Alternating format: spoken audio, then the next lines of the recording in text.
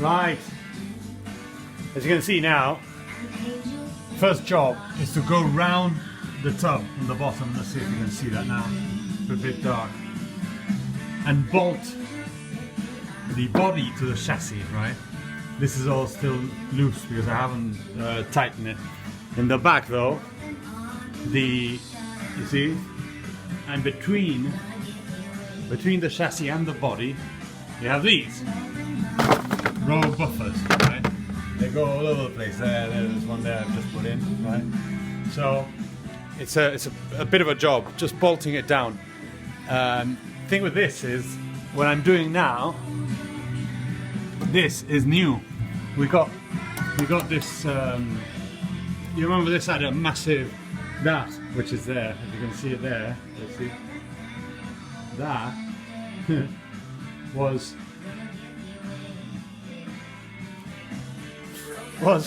here in the back, and this is a new piece, right? Now, what we didn't realize is that it comes without the holes for the body. So what I'm doing now, luckily we have this right angle drill, which is like an air drill, and I almost dropped, yeah? And now I'm just drilling where the holes are, which is fair enough. I think it's probably better this way, because sometimes it happens that you lower something onto your centers and they're completely off, and you're like, oh no.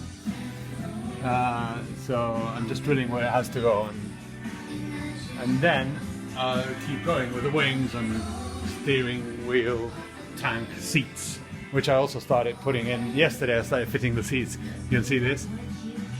You have to punch holes through that. Yeah, the seat cushions come like this.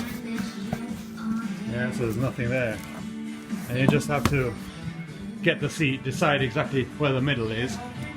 Yeah, punch a hole through it. Yeah, then drill the actual seat, which has no holes, as you can see, and then put your self-tapper through with your washer, and that's on now and centered. But I still have to do that with that one, with the two bottoms, with the back seat, which is a very long seat.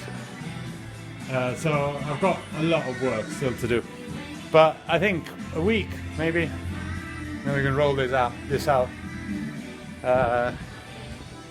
So see you later, mates. I'll keep at it with it.